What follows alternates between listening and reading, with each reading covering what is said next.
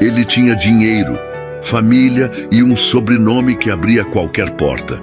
Ela tinha um vestido branco, um buquê de flores do quintal e um amor que nunca precisou de aprovação para existir. Ele a deixou no altar, mas o que ele não sabia era que, ao ir embora, havia deixado para trás muito mais do que imaginava. Todo mundo na cidade pequena de Vila Nova acordou naquele dia com uma sensação diferente no ar. Era o tipo de manhã que parece ter sido feita sob encomenda. Céu limpo, brisa fresca, aquele cheiro de terra molhada que vem de madrugada e fica até o sol raiar de vez. As pessoas abriam as janelas, olhavam para a rua e sorriam sem nem saber direito por quê. Mas no fundo, todo mundo sabia. Era o dia do casamento. O casamento de Rafael Monteiro com Clara Souza era o assunto de Vila Nova havia meses. Não porque fosse o casamento mais caro que a cidade já tinha visto, embora fosse, mas porque ninguém entendia como aquilo tinha acontecido. O herdeiro da família Monteiro, dono de terras, de negócios, de um sobrenome que abria porta em qualquer lugar do estado, havia escolhido uma moça simples, filha de agricultor, que vendia quentinhas na beira da estrada. As pessoas falavam, sempre falaram, mas Rafael não ligava. Pelo menos era o que todo mundo achava. Na casa pequena de seu Antônio Souza, o dia começou cedo. O velho acordou antes do sol, colocou a chaleira no fogo, sentou na cadeira de madeira que ficava na varanda e ficou olhando para o quintal por um tempo que ele mesmo não soube medir. Tinha uma roseira no canto, plantada pela esposa anos antes de partir, e ela estava florida naquela manhã, como se soubesse que o dia era especial. Seu Antônio respirou fundo. Não era homem de muita palavra, mas por dentro estava transbordando de um jeito que ele não sabia nomear direito. Quando Clara apareceu na porta da cozinha, ainda de cabelo solto e rosto lavado, o pai olhou para ela e sentiu alguma coisa apertar no peito. Ela estava sorrindo do jeito dela, aquele sorriso tranquilo que não precisava de motivo para existir. "Bom dia, pai." Ele respondeu com um aceno de cabeça, não conseguiu falar. Tomou o café em silêncio enquanto ela ia se preparar, e quando ela voltou já de vestido branco, cabelo preso, com o buquê de flores que ela mesma havia montado com flores do quintal, seu Antônio abaixou a cabeça e passou o dorso da mão nos olhos depressa antes que ela visse. Ela viu, mas fingiu que não. Chegou perto, beijou a testa do pai e sussurrou: "O senhor não chora não, tá? Porque aí eu choro junto e vai estragar a maquiagem." O velho deu uma risada curta, daquelas que saem junto com a lágrima, e os dois ficaram ali por um instante, pai e filha, naquela cozinha simples que cheirava a café e madeira velha, sem precisar de mais nada. Do outro lado da cidade, numa sala de estar que tinha mais metros quadrados do que a casa inteira de Clara, Rafael Monteiro ajeitava a gravata na frente do espelho com as mãos que não paravam de tremer. Ele estava de terno escuro, cabelo penteado, sapato engraxado, tudo do jeito que a mãe havia escolhido, mas os olhos dele diziam outra coisa. Havia uma inquietação ali dentro que ele estava tentando engolir fazia dias e que naquela manhã estava impossível de esconder. Dona Lúcia Monteiro entrou no quarto sem bater. Era o jeito dela. Entrar nos lugares como se tudo pertencesse a ela, inclusive os espaços que não eram seus. Ela olhou o filho dos pés à cabeça, fez um gesto de aprovação com a cabeça e disse que o carro estava esperando. Rafael assentiu. Pegou o paletó e foi. A igreja de São Benedito estava decorada com flores brancas e arranjos que custaram mais do que muita família de Vila Nova ganhava num mês. Os bancos estavam cheios, tinha gente de pé nos fundos, tinha gente do lado de fora, olhando pela janela. O pastor estava no altar, a Bíblia nas mãos, com aquele sorriso de quem já casou tanta gente que aprendeu a não se emocionar mais. Mas até ele estava um pouco mais atento naquele dia. Rafael estava no altar, parado. os olhos fixos na porta do fundo, esperando Clara aparecer. Por alguns minutos, tudo estava dentro do que deveria ser. A música tocava baixinho. O ar estava carregado de perfume de lírio. As pessoas conversavam em voz baixa, com aquela animação de quem está prestes a ver algo bonito acontecer. Foi quando o celular de Rafael vibrou no bolso interno do paletó. Ele ignorou. Vibrou de novo e de novo. Ele tirou discretamente e olhou para a tela. Era a mãe. Mas Dona Lúcia estava sentada na primeira fileira, a menos de 10 metros dele. Rafael olhou para ela. Ela olhou para ele e fez um gesto com a cabeça que ele conhecia desde criança. Aquele gesto que significava: vem cá, agora. Ele se desculpou com o pastor em voz baixa e desceu do altar. Caminhou até a lateral da igreja e encontrou a mãe esperando numa pequena antessala, longe dos olhares. Dona Lúcia não perdeu tempo. Fechou a porta, respirou fundo e disse em voz baixa e firme: Rafael, preciso te contar uma coisa sobre essa menina. Uma coisa que eu soube ontem à noite e que você precisa ouvir antes de entrar naquela igreja e destruir o seu futuro. Rafael ficou olhando para ela. Mãe, não é hora. É exatamente a hora. E ela falou. Plantou no ouvido do filho uma história cuidadosamente construída, cheia de detalhes falsos que soavam verdadeiros demais para serem questionados naquele momento. Disse que Clara havia mentido sobre quem ela era, sobre o que queria, sobre os motivos pelos quais estava com ele. Disse que tinha provas. Disse que qualquer homem com dignidade não colocaria um anel no dedo de uma mulher assim. Rafael ouviu tudo com o coração disparado. Tentou raciocinar, tentou lembrar de cada momento que havia vivido com Clara. Tentou encontrar alguma coisa que não fechasse. Mas a mentira era boa, era precisa. E Dona Lúcia sabia exatamente qual botão apertar no filho. Do lado de fora, os murmúrios começaram. O pastor olhava para o relógio, os convidados trocavam olhares, a música continuava tocando, mas já havia uma tensão diferente no ar, aquela tensão que todo mundo sente, mas ninguém quer ser o primeiro a nomear. E então os portões da igreja se abriram. Clara entrou segurando o braço do pai. O vestido branco simples que ela havia escolhido contra a opinião de todo mundo estava perfeito nela. Sem exagero, sem ostentação, só ela. O buquê de flores do quintal no lugar das orquídeas importadas que a família Monteiro havia sugerido. O sorriso no rosto de quem não tem medo de ser feliz. A nave inteira se voltou para ela. Algumas pessoas sorriram, outras ficaram de boca aberta. Clara caminhou devagar, olhando para o altar, procurando Rafael com os olhos. E o altar estava vazio. Ela parou. Os pés simplesmente pararam no meio do corredor, como se o corpo tivesse entendido antes da cabeça. O pastor estava lá. As flores estavam lá. A música estava lá. Mas Rafael não estava. E o silêncio que tomou a igreja de São Benedito naquele instante foi o tipo de silêncio que dói, físico, que pesa no ombro, que aperta a garganta de quem está vivendo e de quem está só assistindo. Clara não desabou, não gritou, não correu. Ficou parada no meio do corredor com o buquê na mão e os olhos fixos no altar vazio, como se ainda estivesse esperando que aquilo não fosse real. Seu Antônio, ao lado dela, sentiu a filha ficar rígida e apertou o braço dela com força. Ela não reagiu. Foi uma das madrinhas que primeiro se levantou. Depois outra. Depois os murmúrios explodiram em vozes, em perguntas, em confusão. Alguém correu para fora para verificar se Rafael estava no estacionamento. Outra pessoa tentou ligar para ele. O pastor fechou a Bíblia devagar, com aquele gesto de quem já sabe que não vai ter mais nada para fazer ali. Clara respirou fundo uma vez. Depois virou para o pai. Seu Antônio estava olhando para ela com uma expressão que ela nunca tinha visto no rosto dele. Não era raiva, não era pena. Era uma dor antiga, daquelas que um pai carrega quando não consegue proteger o filho do que a vida faz. Ela colocou a mão sobre a mão dele e disse baixinho: "Me tira daqui, pai." E seu Antônio atirou.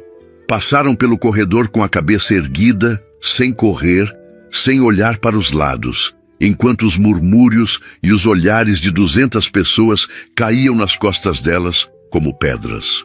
Clara não chorou na frente de ninguém. Do outro lado da cidade, um carro preto saía pela estrada principal de Vila Nova em velocidade constante. Dona Lúcia, no banco da frente, olhando para a paisagem com expressão fechada. Rafael, no banco do passageiro, com os olhos fixos no vidro, sem dizer uma palavra, sem olhar para trás.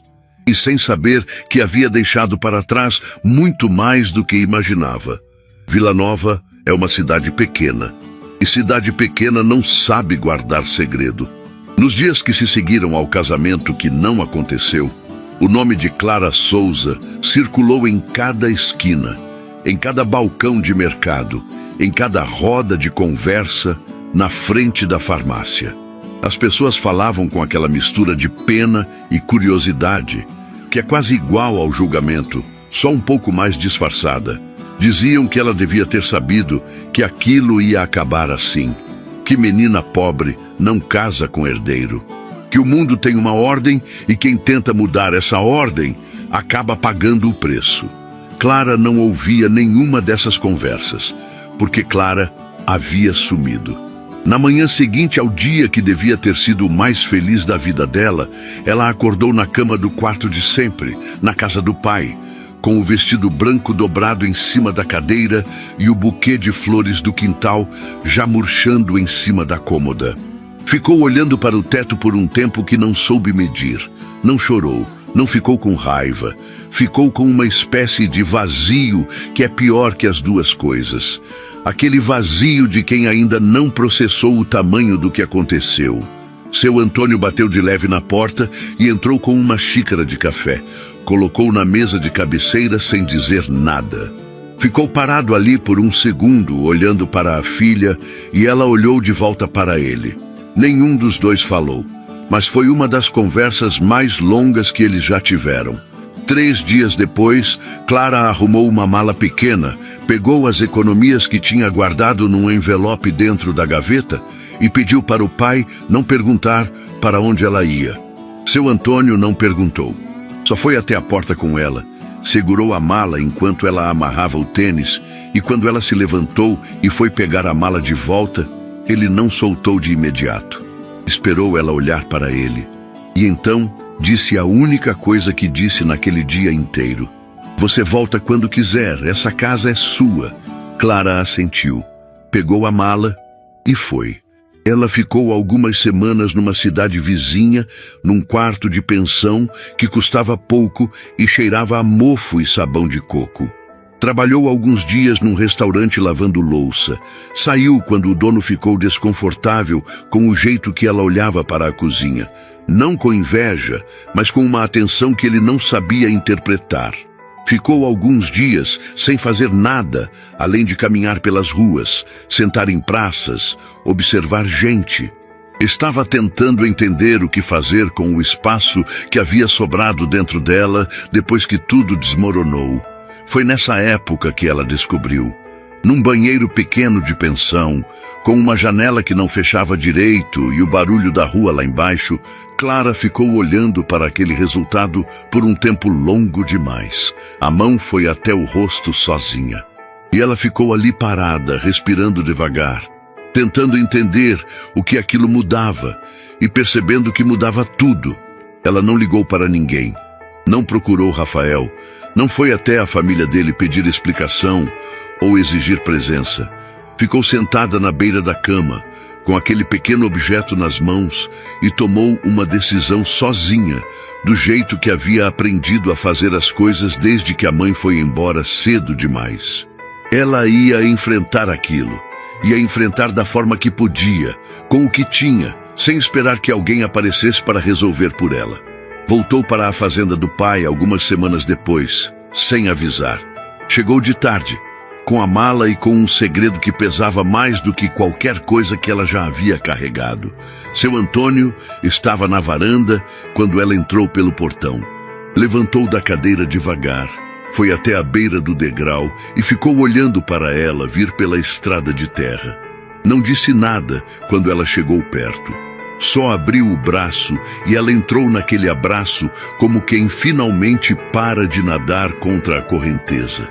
Nos dias seguintes, Clara tentou manter tudo normal. Ajudava o pai na fazenda, cozinhava, cuidava das galinhas, varria o terreiro. Mas havia algo diferente nela que seu Antônio via sem conseguir nomear. Uma cautela nova, uma atenção redobrada com o próprio corpo, uma forma de sentar e levantar que não era a dela de sempre. O dia que ele descobriu não foi dramático. Não teve confronto, não teve choro, não teve pergunta em voz alta. Seu Antônio foi até a cozinha buscar água numa tarde comum e encontrou em cima da mesa, do jeito que às vezes a gente esquece as coisas quando a cabeça está em outro lugar, um papel dobrado com o cabeçalho de um posto de saúde da cidade vizinha. Ele não precisou abrir para entender. Ficou olhando para aquele papel por um tempo. Dobrou de volta. Colocou exatamente onde estava. Encheu o copo de água e voltou para o terreiro. À noite, quando Clara foi sentar na varanda depois do jantar, ele já estava lá. Ficaram em silêncio por um bom tempo, olhando para o céu que estava cheio de estrela naquela noite. E então, seu Antônio abriu o braço direito sem dizer nada. Clara olhou para ele, entendeu, chegou perto e encostou a cabeça no ombro do pai. Ele não perguntou, ela não explicou. O abraço disse tudo o que precisava ser dito. Semanas depois, Clara acordou numa madrugada com uma dor que ela não soube descrever para ninguém porque nunca encontrou palavras que chegassem perto do que foi. Chamou o pai em voz baixa. Seu Antônio acordou, viu a situação e foi buscar o carro num estado de urgência que ele escondeu do próprio rosto para não assustar a filha mais do que ela já estava. Chegaram no postinho da cidade mais próxima, mas o postinho não tinha estrutura. O médico de plantão era jovem, fazia o que podia com o que tinha, e o que tinha não era suficiente. Na manhã seguinte, Clara voltou para a fazenda sem o que havia chegado com ela. Entrou no quarto, fechou a porta e ficou lá dentro até o meio da tarde. Seu Antônio ficou do lado de fora a manhã inteira, sentado no chão encostado na parede, só para que ela soubesse que ele estava ali. Quando ela saiu, os olhos estavam secos. O rosto estava calmo de um jeito que era mais assustador do que o choro. Ela foi até a cozinha, acendeu o fogão e começou a cozinhar. Seu Antônio entrou devagar e ficou parado na porta observando. Ela mexia as panelas com uma concentração absoluta, como se aquele gesto fosse o único fio que a mantinha conectada a alguma coisa concreta. Nenhum dos dois falou sobre aquela noite. Nunca. Mas seu Antônio passou a acordar todo dia antes do sol, não para tomar café, mas para verificar se a luz da cozinha já estava acesa, e sempre estava. Do outro lado do estado, Rafael Monteiro assinava documentos de casamento numa cerimônia pequena, quase burocrática, ao lado de Fernanda Alves. Dona Lúcia estava na primeira fileira com um sorriso discreto de quem acredita ter feito a coisa certa. Rafael assinou tudo sem olhar para ninguém. Usava a aliança sem conseguir olhar para ela. Nenhuma dessas informações chegou até Clara por escolha dela. Ela havia decidido sem anunciar para ninguém que o que Rafael fazia ou deixava de fazer não ia mais ocupar espaço dentro dela. Tinha coisas mais urgentes para fazer. Tinha uma vida que precisava ser construída do zero, com as próprias mãos, no único lugar que sempre foi seu de verdade. Foi numa tarde sem nada de especial que ela encontrou o caderno.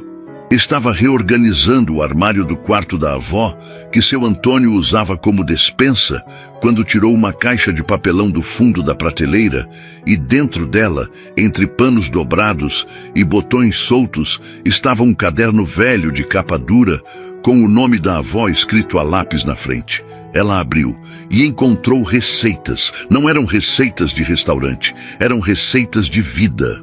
Do tipo que a avó anotava com a letra inclinada e detalhes que nenhum livro de culinária colocaria.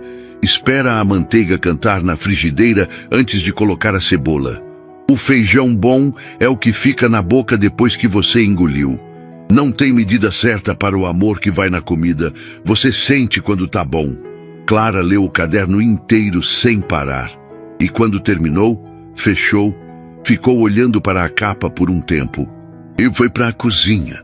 Fez o primeiro prato da avó naquela noite. Seu Antônio provou e ficou em silêncio por alguns segundos com a colher parada no ar.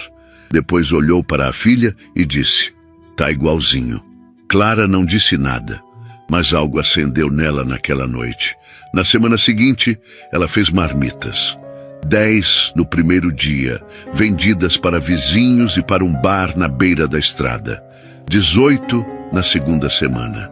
32 na terceira. A fila começou a aparecer. As pessoas ligavam no celular antigo pedindo para separar.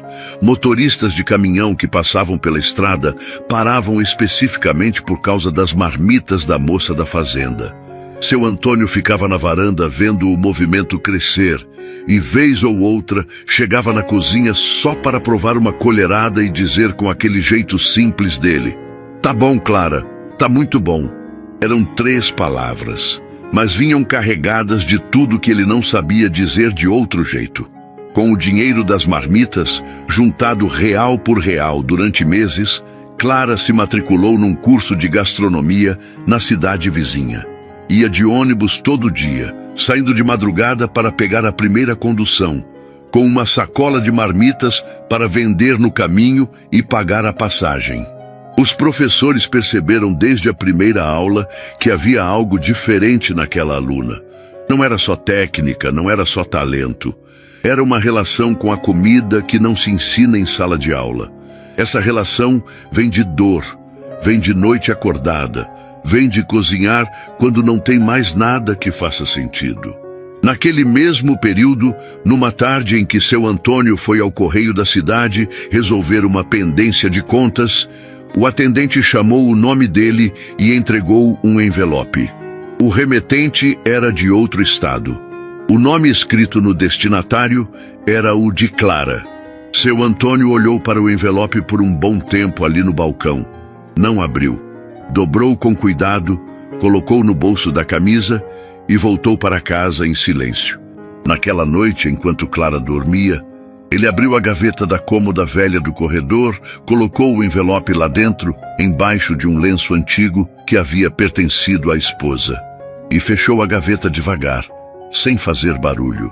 Ele não sabia o que estava escrito, mas sabia de quem vinha e achou que a filha precisava de tempo antes de ler aquilo, se um dia ela quisesse ler. Clara nunca soube daquele envelope naquela época.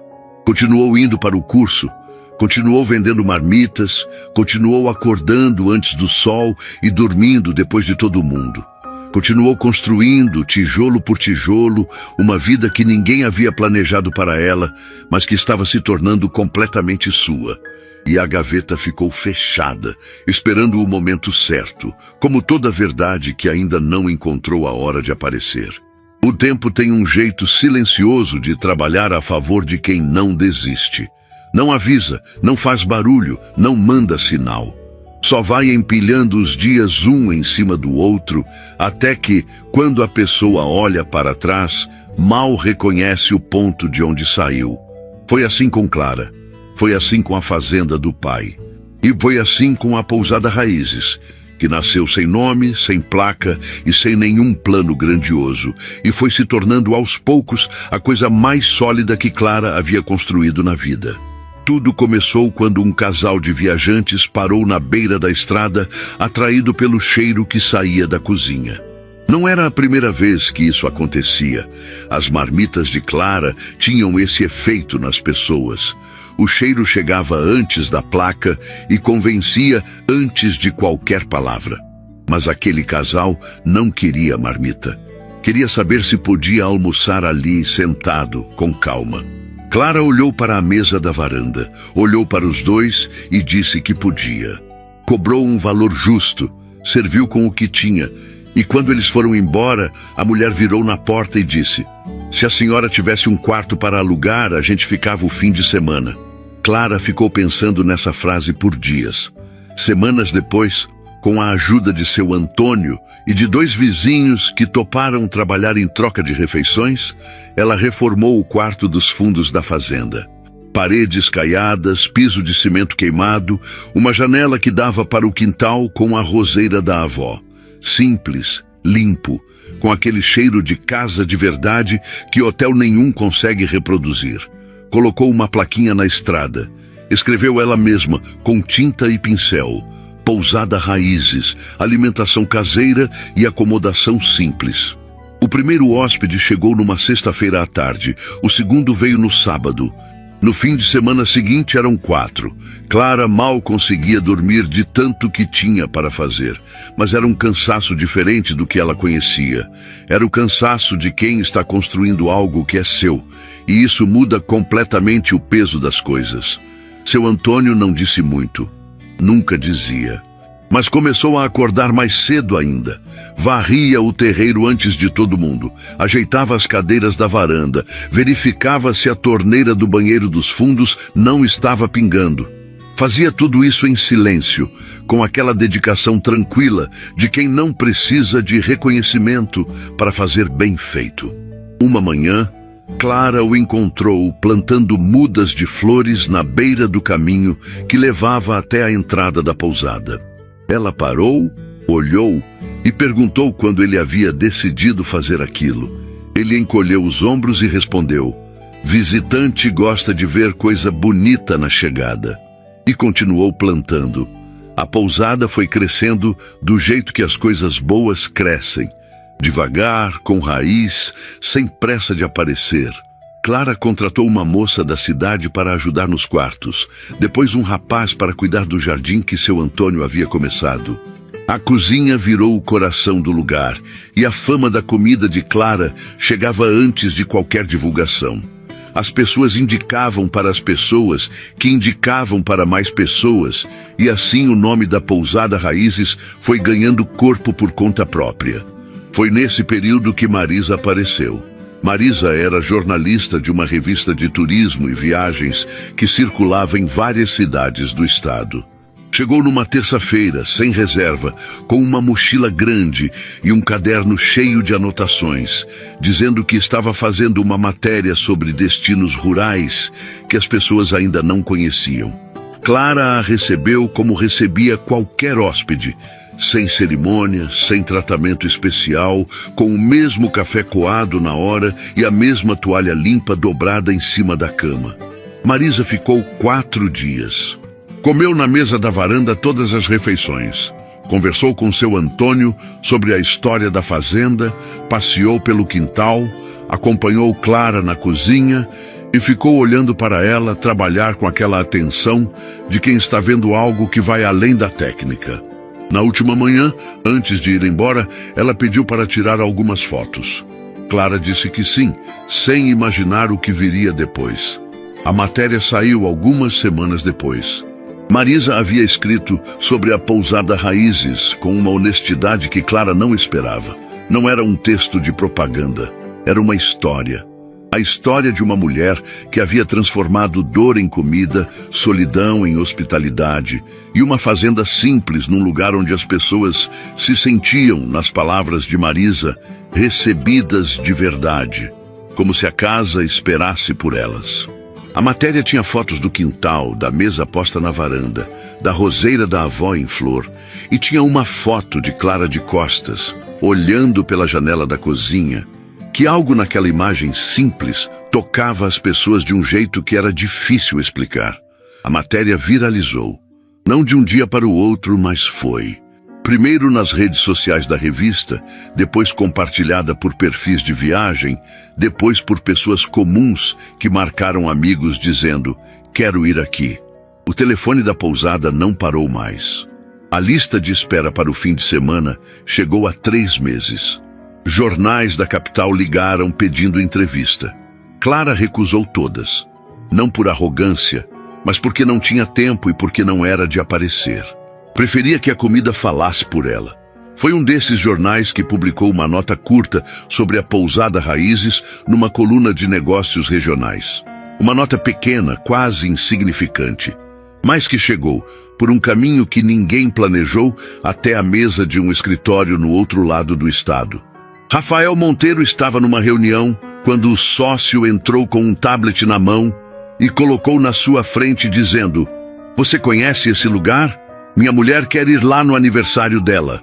Rafael olhou para a tela, leu o nome da cidade, e algo dentro dele parou. Não era a primeira vez que o nome de Clara atravessava o pensamento dele naqueles anos. Era, na verdade, uma presença constante que ele havia aprendido a empurrar para um canto da cabeça toda vez que aparecia. Mas ver o nome dela num contexto assim, numa nota sobre negócios, sobre algo que ela havia construído, produziu nele uma sensação que ele não soube nomear. Não era orgulho, porque ele não tinha direito a isso. Não era surpresa, porque no fundo sempre soube que Clara era mais do que qualquer coisa que sua família havia enxergado nela. Era outra coisa. Uma coisa que dói em lugar que não tem nome. Ele devolveu o tablet para o sócio e disse que não conhecia o lugar, e voltou para a reunião. Mas naquela noite, no apartamento grande e silencioso onde morava, desde que a separação de Fernanda havia sido finalizada meses antes, Rafael abriu o computador e procurou a matéria de Marisa. Leu com uma atenção que não conseguia justificar. Olhou para a foto de Clara de costas, pela janela da cozinha, e ficou com aquela imagem na cabeça por um tempo longo demais. Fechou o computador. Foi dormir, mas não dormiu. Foram necessárias mais algumas semanas e uma ligação que ele não esperava para que tudo mudasse de direção. Dona Lúcia, que havia adoecido havia alguns meses e que ele visitava regularmente mesmo com tudo que havia entre eles, o chamou num fim de tarde com uma voz diferente, mais fraca, mais séria. Rafael chegou ao quarto da mãe e encontrou uma mulher que parecia menor do que ele lembrava. Não no tamanho, mas em algo que é difícil de descrever. Como se o peso do que ela carregava tivesse finalmente ficado pesado demais para sustentar sozinha. "Preciso te contar uma coisa", ela disse, sem rodeio, sem preparação. "Uma coisa que eu deveria ter contado faz muito tempo." Rafael puxou a cadeira e sentou. Olhou para a mãe, e algo na expressão dela fez o estômago dele apertar antes mesmo de ela começar a falar. Dona Lúcia respirou fundo e contou. Contou a mentira que havia plantado naquele dia na antessala da igreja. Contou que não havia prova nenhuma, que havia inventado cada detalhe com uma precisão que ela mesma não sabia que tinha. Contou que havia interceptado cartas, bloqueado contatos, construído um muro entre o filho e Clara, com uma determinação que ela havia chamado de proteção durante anos, mas que naquele momento, naquele quarto, com aquela voz fraca, ela finalmente chamava pelo nome certo. E então ela contou a última parte, a parte que Rafael não sabia, a parte que mudou tudo. Clara estava grávida no dia do casamento. O silêncio que caiu no quarto foi diferente de qualquer silêncio que Rafael havia vivido. Ele ficou olhando para a mãe sem piscar, sem respirar direito, tentando processar o tamanho do que tinha acabado de ouvir. Dona Lúcia não desviou o olhar. Pela primeira vez em muito tempo, ela o encarou de frente. Rafael se levantou devagar. Saiu do quarto sem dizer uma palavra. Foi até o carro. Ficou sentado no banco do motorista por um tempo, com as mãos no volante e os olhos fixos no nada, enquanto a ficha caía em camadas, cada camada mais pesada que a anterior. Depois ligou o carro e começou a dirigir. A estrada de terra que levava até a pousada Raízes tinha exatamente 6 quilômetros a partir da rodovia principal. Rafael sabia disso porque havia medido no GPS antes de sair, e porque ao longo de todo o trajeto ficou olhando para o marcador como se o número pudesse preparar ele para o que estava por vir. Não preparou. Nenhum número prepara para esse tipo de coisa. Ele havia dirigido por horas sem parar, sem música, sem ligar para ninguém. Só a estrada e o silêncio e as palavras da mãe, repetindo dentro da cabeça em loop. cada repetição pousando mais fundo do que a anterior. Clara estava grávida. 3 palavras. O peso delas não cabia em nenhum lugar que ele tentasse colocar. Quando o carro preto virou na estrada de terra e a paisagem mudou, asfalto dando lugar à terra compactada, cercas de madeira nos 2 lados, árvores mais altas, aquele verde denso que a cidade não tem, Rafael diminuiu a velocidade sem perceber, como se o corpo soubesse que precisava ir mais devagar antes que a cabeça chegasse onde ainda não estava pronta para chegar. A placa da pousada apareceu numa curva. Simples, de madeira com letras pintadas à mão. Pousada Raízes. Ele parou o carro antes da entrada no acostamento de terra e ficou olhando para a placa por um momento. Havia flores plantadas dos 2 lados do caminho que levava até o portão. Aquelas flores simples de quintal, que a gente não sabe o nome, mas reconhece de algum lugar da infância. Alguém havia plantado com cuidado, com intenção. Com o tipo de atenção que transforma um lugar comum em alguma coisa que parece acolher, antes mesmo de você entrar. Ele entrou devagar. Estacionou o carro perto da cerca de madeira que separava o terreiro da estrada. Desligou o motor. E foi nesse silêncio que ele a viu. A janela da cozinha estava aberta, e pela moldura de madeira escura e as cortinas leves que balançavam com a brisa, dava para ver Clara do lado de dentro.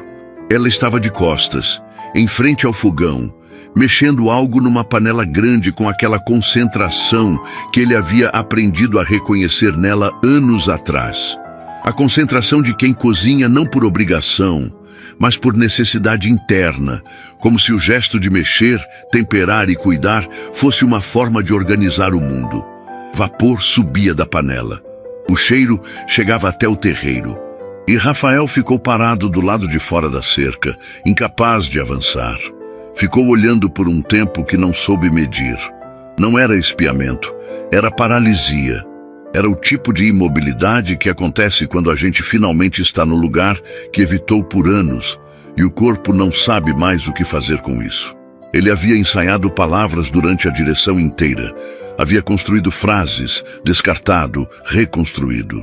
E agora, parado ali, todas as frases haviam sumido. Não havia mais nada preparado. Só ele, a cerca de madeira e Clara do outro lado da janela sem saber que ele estava ali. Foi seu Antônio quem apareceu primeiro. O velho saiu pela porta lateral da casa com uma enxada na mão, provavelmente voltando de algum serviço no fundo do terreno, e parou quando viu o carro preto estacionado e o homem de terno parado na beira da cerca. Os 2 se encararam por alguns segundos que pareceram muito mais longos do que eram. Rafael não desviou o olhar. Seu Antônio também não. Não havia ódio no rosto do velho. Rafael havia se preparado para o ódio. De certa forma, o ódio seria mais fácil de suportar. O que havia no rosto de seu Antônio era outra coisa. Era aquela decepção profunda e silenciosa de quem viu algo ser destruído e não pôde fazer nada para impedir. A decepção de um pai que carregou a filha de vestido branco para fora de uma igreja vazia e nunca esqueceu o peso daquele momento. Rafael engoliu seco. Boa tarde, seu Antônio. O velho não respondeu. Ficou olhando para ele por mais alguns segundos. Depois virou, entrou pela porta lateral e desapareceu dentro da casa. O silêncio que ficou do lado de fora era ensurdecedor. Rafael ficou parado onde estava. Não entrou sem ser chamado. Não tinha esse direito. Esperou com as mãos ao lado do corpo e o coração, num ritmo que ele não conseguia controlar, ouvindo os sons que vinham de dentro. Panela, passos, vozes baixas que ele não conseguia distinguir. E então os passos se aproximaram da porta da frente. Clara abriu a porta e parou na soleira.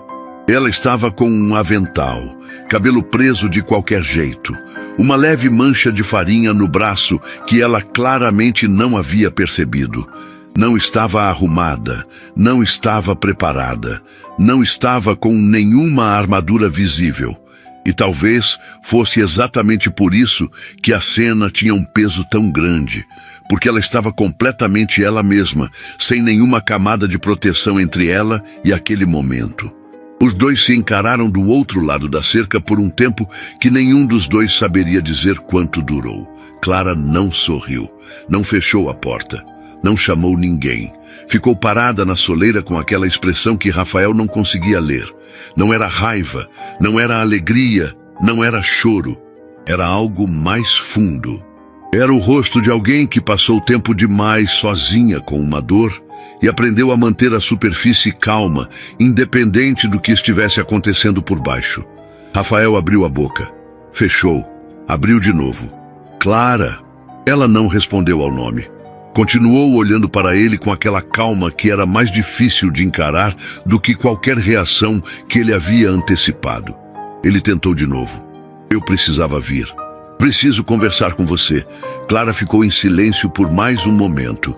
Depois, desceu o degrau da porta, cruzou o terreiro devagar e parou do outro lado da cerca, a menos de 2 metros dele. De perto, Rafael pôde ver coisas que a distância escondia. Os anos que haviam passado no rosto dela não de forma cruel, mas de forma honesta. Havia uma firmeza ali que não existia na menina que ele havia deixado no altar. Uma solidez que vinha de dentro, construída tijolo por tijolo, que nenhum acontecimento havia colocado nela. Ela mesma havia construído. Eu sei que você tem coisas para dizer, Clara falou, com uma voz mais baixa e mais firme do que ele lembrava. E eu vou ouvir. Mas primeiro eu preciso te fazer uma pergunta. Rafael assentiu. Ela o encarou diretamente. Por que você nunca voltou? A voz não tremia. Era uma pergunta real, sem dramaturgia, sem acusação no tom, só a necessidade honesta de uma resposta que ela havia esperado por anos. Não estou perguntando sobre o dia do casamento. Estou perguntando sobre depois, sobre tudo que veio depois. Por que você nunca voltou? Rafael sentiu o chão se mover debaixo dos pés. Havia uma segunda pergunta dentro daquela primeira, e os dois sabiam. Ele estava prestes a responder quando Clara continuou, com a mesma voz firme e os olhos no dele. Você sabia sobre o bebê? O silêncio que se instalou entre os dois naquele momento era diferente de todos os silêncios anteriores da história. Era um silêncio que continha anos, que continha uma noite num postinho sem estrutura, um quarto fechado numa tarde de sol, um pai sentado no chão do lado de fora de uma porta. Continha uma gaveta fechada e uma carta dobrada embaixo de um lenço velho. Rafael abriu a boca, e a resposta que saiu era a única verdadeira que ele tinha. Não sabia, 2 palavras.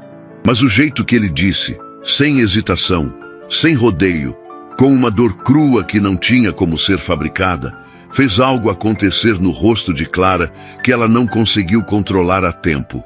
Não foi choro. Foi um rachado silencioso, daqueles que acontecem por dentro quando a gente passa anos guardando uma versão da história e de repente descobre que parte dessa versão estava errada.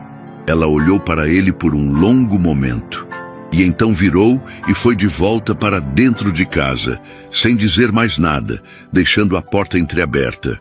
Rafael ficou parado na beira da cerca, olhando para a porta aberta, tentando entender se era um convite ou uma despedida. Seu Antônio apareceu na janela lateral, observando. Os dois se encararam por um segundo, e o velho fez um gesto quase imperceptível com a cabeça, não de aprovação, não de perdão, só de entra, a história ainda não acabou. Rafael abriu o portão devagar e entrou. A cozinha da pousada Raízes tinha um jeito de receber as pessoas que nenhum ambiente decorado por arquiteto consegue reproduzir. Era o tipo de cozinha que cheira a casa, que tem uma panela sempre no fogo e uma cadeira sempre disponível, que faz a gente sentar antes mesmo de ser convidado. Rafael entrou por aquela porta e sentiu isso, aquele acolhimento involuntário que a casa de Clara tinha, que provavelmente ela nem percebia que transmitia, porque era natural demais para ser planejado. Clara estava de costas, mexendo a panela de onde havia saído o vapor que ele vira pela janela. Seu Antônio havia sumido para o fundo da casa sem fazer barulho. Um recuo que não era ausência, era respeito. Rafael ficou parado perto da porta, sem saber onde colocar as mãos, sem saber para onde olhar que não fosse ela. Haviam se passado quase 6 anos desde o dia da igreja. 6 anos era um tempo suficiente para a vida inteira de uma pessoa mudar de direção. E a dela havia mudado, visivelmente em tudo que era possível enxergar. Mas havia algo que o tempo não havia tocado. O jeito que ela se movia na cozinha, aquela fluidez tranquila de quem está completamente no lugar certo. Isso Rafael reconheceu de imediato. E reconhecer doeu de um jeito específico que ele não havia antecipado. Senta, Clara disse sem se virar. Não era convite caloroso, era prático. Era o jeito dela de dizer que ia ouvir, mas que as condições eram as dela. Rafael puxou a cadeira e sentou. Ficou olhando para a mesa de madeira antiga que tinha marcas de uso, de refeições, de anos de vida acontecendo em cima dela. Alguém havia colocado um raminho de alecrim num copinho de vidro no centro. Detalhe pequeno, mas o tipo de detalhe que faz uma mesa parecer um lar. Clara desligou o fogo, enxugou as mãos no avental e se virou. Puxou a cadeira do outro lado da mesa e sentou de frente para ele. Não havia raiva no rosto dela naquele momento. Havia cansaço. Não o cansaço de quem está exausto, mas o cansaço de quem carregou algo pesado por muito tempo e ainda não decidiu se vai pousar ou continuar. Conta-me, ela disse simplesmente. Rafael respirou fundo e contou. Contou sobre a antessala da igreja, sobre a mãe aparecendo com aquela expressão que ele conhecia desde criança e que sempre significava que não havia espaço para questionamento. Contou que Dona Lúcia havia dito que Clara estava usando ele, que toda a simplicidade dela era calculada, que o relacionamento havia sido construído com intenção de garantir estabilidade financeira, que havia pessoas na cidade que podiam confirmar isso. Que havia conversas, mensagens, provas que ele não viu porque nunca pediu para ver, porque a mãe disse com tanta certeza, com tanto detalhe, que naquele momento de pressão e confusão ele havia acreditado. Clara ouviu tudo sem piscar. Quando ele terminou, ficou em silêncio por alguns segundos. Depois falou com uma voz baixa e muito controlada. Ela inventou tudo isso. Eu sei. Rafael respondeu, eu sei agora, mas naquele momento você escolheu acreditar nela. Não era acusação, era constatação, e era pior que qualquer acusação porque era verdade crua, sem adorno, sem possibilidade de contestação. Rafael não desviou o olhar. Escolhi, e não tem nada que eu possa dizer que desfaça isso. Clara assentiu devagar, ficou olhando para a mesa por um momento. Depois levantou os olhos para ele e disse, agora eu conto o que aconteceu aqui. E contou. Contou sobre as semanas na pensão, sobre descobrir a gravidez sozinha num banheiro com janela que não fechava. Contou o que havia decidido enfrentar sem contar para ninguém, porque não queria que o pai carregasse mais peso do que já estava carregando. Contou que havia voltado para a fazenda com um segredo que pesava mais do que a mala que trouxe. Contou sobre a madrugada, sobre o postinho sem estrutura, sobre o médico jovem que fez o que pôde com o que tinha. Rafael ficou imóvel durante tudo. As mãos sobre a mesa, os olhos em Clara sem desviar uma vez. Havia uma contenção nele que custava visivelmente. O tipo de contenção de quem está segurando alguma coisa muito grande dentro de um espaço muito pequeno. Quando ela terminou, o silêncio que ficou na cozinha era diferente de todos os outros silêncios que haviam existido naquela história. Era um silêncio habitado, cheio de um filho que existiu por semanas, que não chegou a ter nome, que foi carregado sozinho e perdido sozinho e chorado sozinho num quarto fechado numa tarde de sol, enquanto seu Antônio ficava do lado de fora, sentado no chão. Eu não sabia de nada disso. Rafael disse. A voz saiu rouca. Clara, eu juro que não sabia. Eu sei que você não sabia, ela respondeu. Mas você podia ter voltado antes que eu precisasse enfrentar sozinha. Você podia ter voltado quando a mentira da sua mãe não fizesse mais sentido. Podia ter voltado quando a dúvida apareceu. E ela deve ter aparecido, Rafael. Em algum momento, ela deve ter aparecido. Ele não respondeu, porque ela tinha razão. A dúvida havia aparecido várias vezes. E ele havia empurrado cada vez. Havia construído uma vida em cima daquela decisão, porque voltar atrás exigiria admitir o tamanho do que havia feito. Foi nesse momento que Rafael colocou na mesa o envelope. Velho, amassado nas bordas, com o nome de Clara escrito na frente com a letra dele de anos atrás. Eu mandei isso, ele disse, não muito tempo depois. Eu não fui embora sem olhar para trás do jeito que você deve ter pensado. Escrevi, mandei e nunca recebi resposta, e achei que era a resposta. Clara olhou para o envelope. Não o tocou. Eu nunca recebi essa carta. Eu sei, minha mãe me contou que interceptou. O silêncio voltou, e então seu Antônio apareceu, na porta da cozinha. Ele havia ouvido, não de propósito, mas porque a casa era pequena e a conversa havia crescido sem que ninguém percebesse.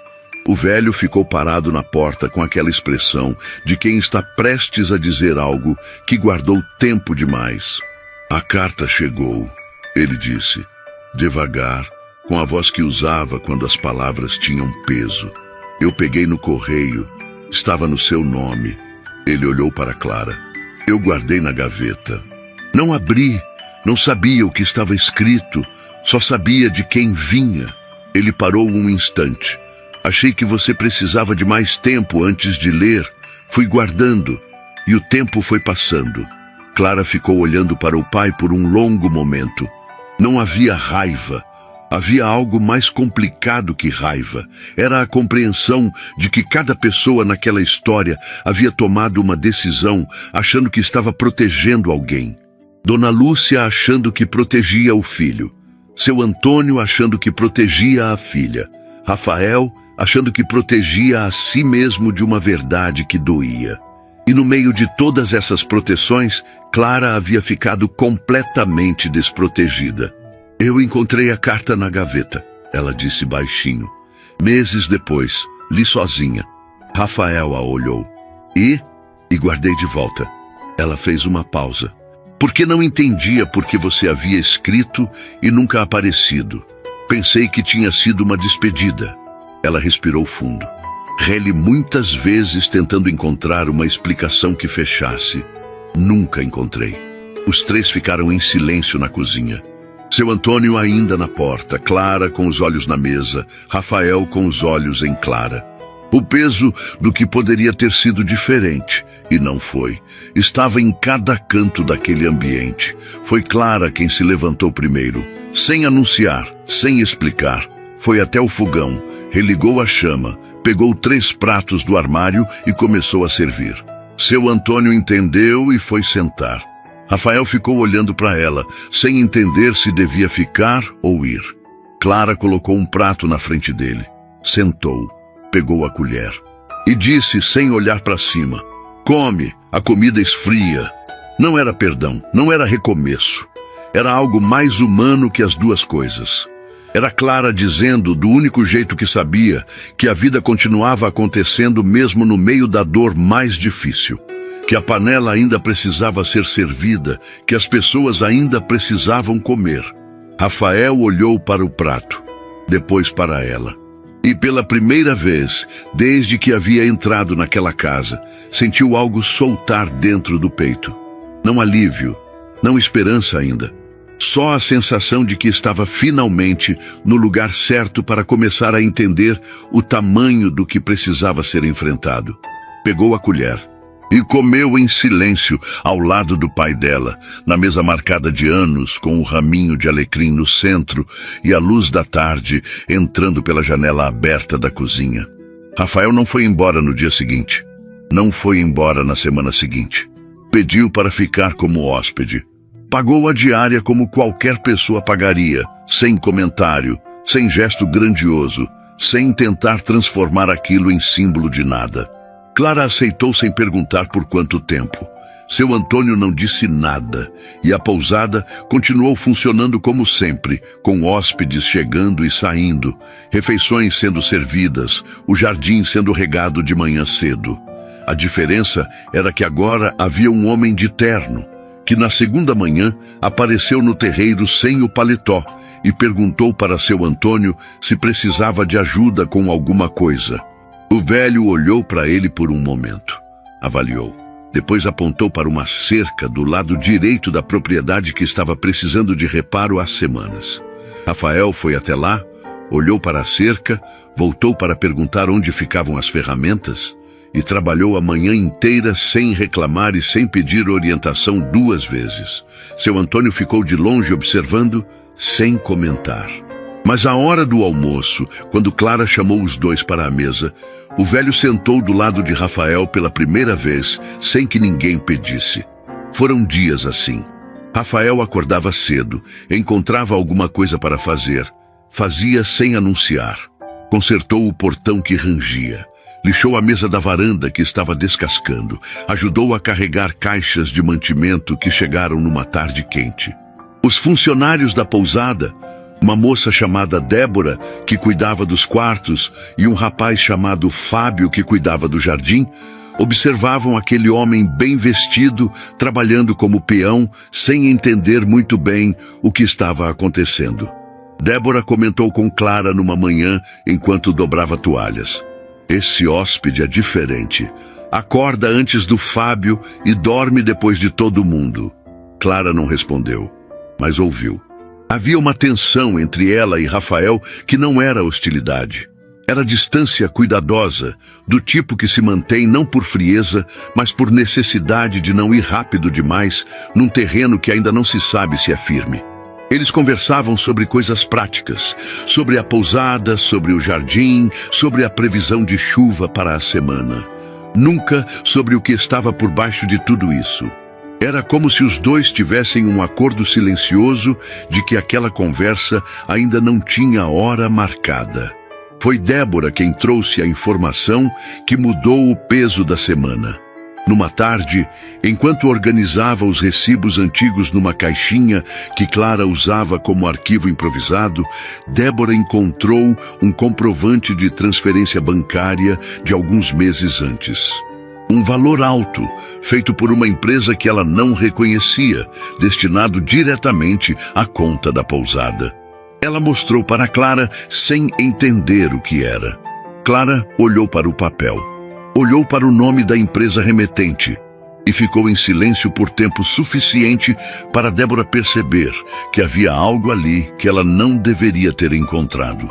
Naquela noite, depois que os hóspedes jantaram e seu Antônio foi para o quarto, Clara foi até a varanda onde Rafael estava sentado, olhando para o jardim escuro. Colocou o comprovante em cima da mesa entre os dois. Ele olhou para o papel. Não se surpreendeu. Não tentou explicar antes de ser perguntado. Foi você, ela disse. Não era pergunta. Foi. O valor é exato. É o mesmo valor do tratamento que eu não consegui pagar naquela madrugada. Eu sei. Clara ficou olhando para ele com uma expressão que ele não conseguia ler completamente. Como você sabia esse valor? Rafael respirou fundo. Quando soube da gravidez, depois que minha mãe contou, fui atrás de tudo que consegui descobrir. Falei com pessoas da cidade. Encontrei o médico que te atendeu naquela noite. Ele não me contou detalhes, mas confirmou que você esteve lá e que a situação foi difícil. Ele parou. O valor do tratamento que você não recebeu adequadamente estava nos registros. Eu encontrei.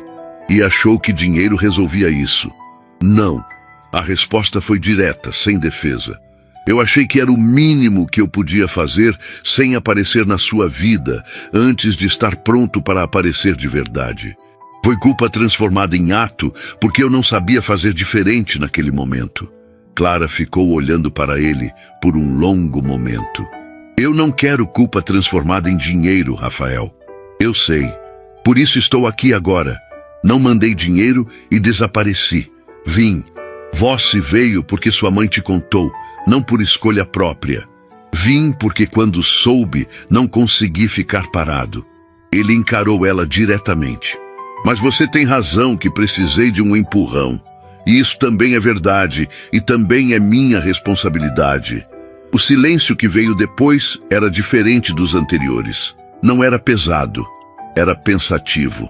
Clara ficou olhando para o jardim que Fábio havia cuidado e que seu Antônio havia começado, com aquelas flores simples que faziam os hóspedes sorrirem na chegada. Ficou olhando por um tempo antes de falar. Tem uma coisa que eu preciso que você entenda, ela disse sem virar para ele. Eu não me quebrei, eu quis que você soubesse isso. Teve dias que doeu de um jeito que eu achei que não ia conseguir continuar, mas continuei. Construí tudo isso. Ela fez um gesto que abrangia a pousada, o jardim, o terreiro, a casa. Não precisei de você para fazer isso, e isso não é mágoa, é só a verdade. Eu sei, Rafael disse. E é exatamente por isso que vim sem trazer nada além de mim mesmo. Porque você não precisa de mais nada que eu possa oferecer. Só precisava que você soubesse a verdade. E eu precisava olhar nos seus olhos e dizer que o que eu fiz foi errado. Sem justificativa, sem contexto que amenize. Foi errado. Clara virou para ele então. E pela primeira vez, desde que ele havia chegado, havia algo diferente nos olhos dela. Não suavidade, não abertura ainda, mas uma atenção genuína. Como se ela estivesse realmente ouvindo, não apenas processando. Foram interrompidos pelo barulho de passos de seu Antônio, voltando da cozinha com 2 copos de água. O velho colocou um na frente de cada um, puxou a terceira cadeira e sentou. Ficou olhando para o jardim junto com eles por alguns minutos, sem dizer nada. E então, com aquela voz pausada que usava quando as palavras eram importantes, falou. Eu não gosto do que você fez, ele disse, olhando para Rafael. Não vou fingir que gosto. Minha filha passou por coisa que não devia ter passado, sozinha quando não precisava estar. Fez uma pausa.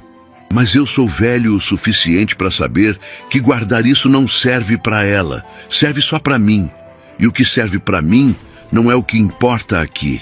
Rafael ficou olhando para o velho sem conseguir falar. O que você faz daqui para frente, seu Antônio continuou, é o que vai dizer quem você é. O passado já foi. O que tem agora é o que você escolhe fazer com o que sobrou. A frase ficou no ar da varanda por um longo tempo. Rafael assentiu devagar, com aquela seriedade de quem recebeu algo que não vai esquecer. Clara ficou olhando para o pai com uma expressão que misturava gratidão e algo que só filhos sentem quando os pais dizem exatamente a coisa certa na hora exata.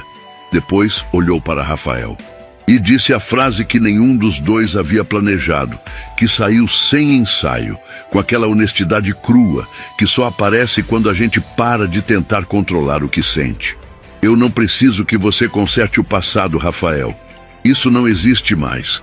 O que existe é agora. E agora eu ainda não sei o que fazer com a sua presença aqui. Ela respirou. Mas também não estou pedindo que você vá embora. Rafael ficou olhando para ela.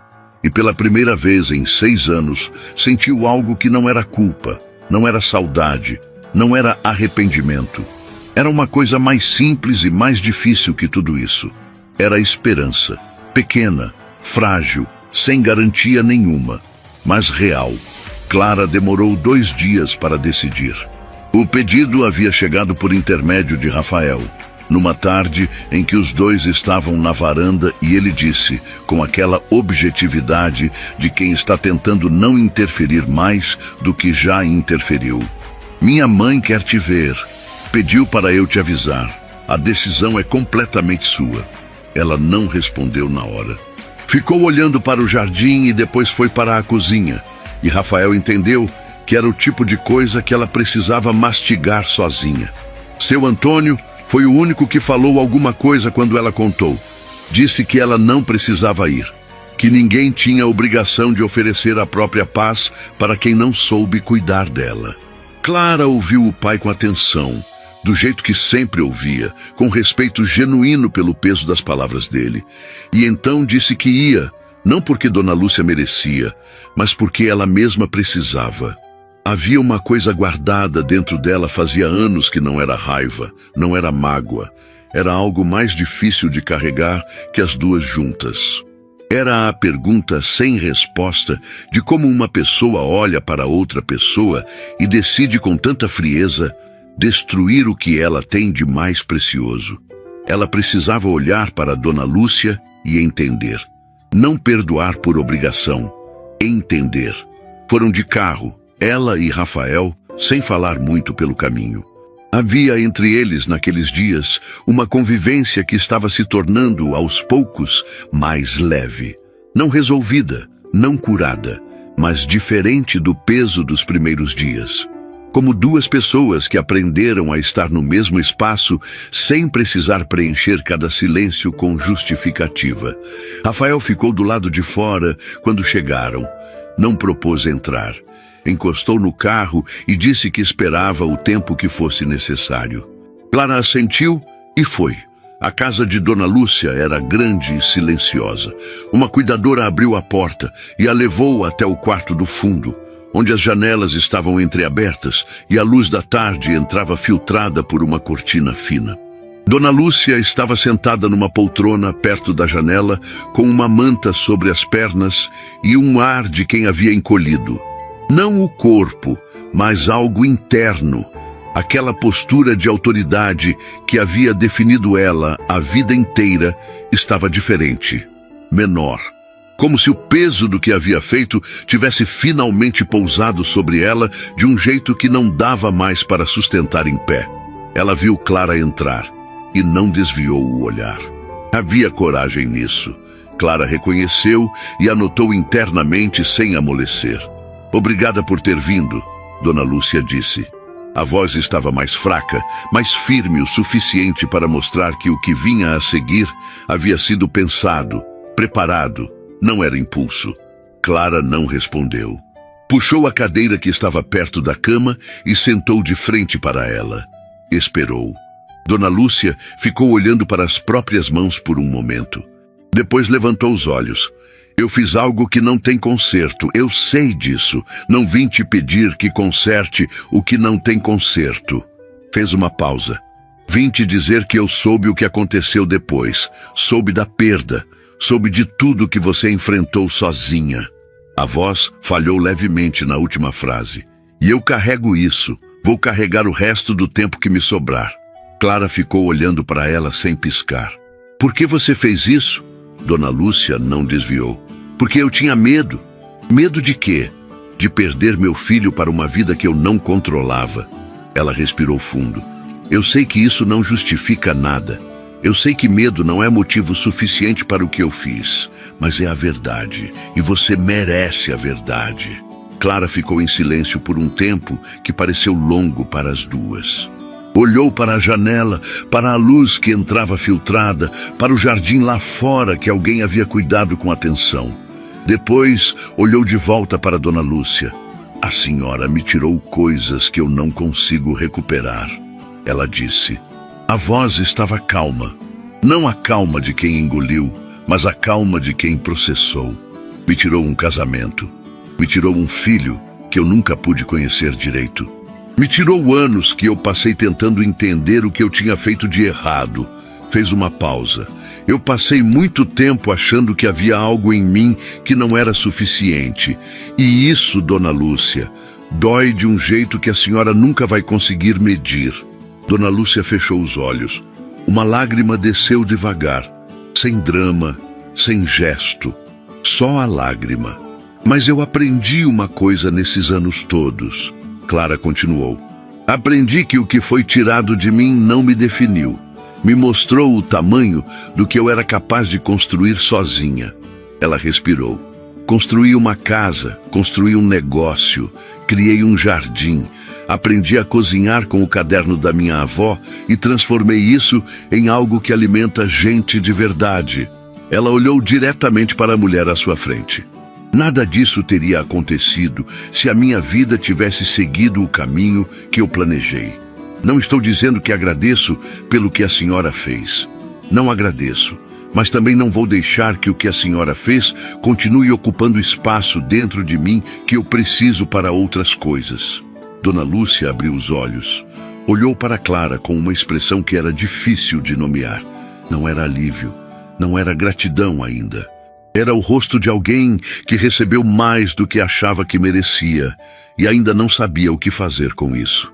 Eu não vim aqui te dar paz, Clara disse. Isso é coisa que a senhora precisa encontrar do jeito dela. Vim aqui me dar paz. E agora tenho. Ficaram em silêncio por alguns momentos. Depois Dona Lúcia estendeu a mão, devagar, com aquela hesitação de quem não sabe se tem direito ao gesto. Clara olhou para a mão estendida e então colocou a sua por cima. Não com calor, não com afeto, mas com a firmeza de quem está encerrando um capítulo com consciência e escolha. Ficou menos de 1 hora. Quando saiu, a cuidadora a acompanhou até a porta sem dizer nada. Clara atravessou o corredor comprido e saiu para a luz do fim de tarde, que batia direta no rosto. Rafael estava encostado no carro do outro lado do portão. Quando a viu sair, se endireitou. Ela caminhou até ele e parou a alguns passos de distância. Os olhos dela estavam úmidos, não de choro contido, mas do tipo de emoção que passa pelo corpo depois que algo muito pesado é finalmente pousado no chão. Ele não perguntou o que havia sido dito, só a olhou. "Tá bem?" Foi tudo o que ele disse. Ela assentiu. E pela primeira vez desde que ele havia chegado na fazenda, ela foi quem deu o passo em direção a ele. Não foi abraço, foi só encostar o ombro no ombro dele por um momento, de pé, na calçada, com o sol descendo atrás das árvores. Simples, real, sem nome. Algumas semanas depois, Rafael trouxe um envelope para a mesa da varanda e colocou na frente de seu Antônio. O velho abriu devagar, leu com atenção, releu uma parte e ficou em silêncio por alguns segundos. Era uma proposta de sociedade para a expansão da pousada Raízes. Investimento de Rafael, gestão inteiramente de Clara, titularidade registrada no nome dela. Sem participação de Rafael nas decisões, sem condição atrelada, sem prazo de retorno. "Por que assim?" seu Antônio perguntou. "Porque a pousada é dela", Rafael respondeu simplesmente. "Eu só quero ajudar a crescer o que ela já construiu, sem tomar o lugar de ninguém." Seu Antônio dobrou o papel, guardou no bolso e se levantou. Foi até a porta, parou e, sem se virar, disse: "Fala com ela, não comigo." Rafael falou com ela. Clara leu a proposta inteira 2 vezes, com aquela atenção que ela dava para tudo que era importante. Depois dobrou o papel, olhou para ele e disse: "Aceito, mas quero uma cláusula." Ele esperou. "Se em algum momento eu sentir que isso está virando outra coisa que não foi combinado, desfazemos sem conversa longa." Ele concordou sem hesitar, e ela estendeu a mão.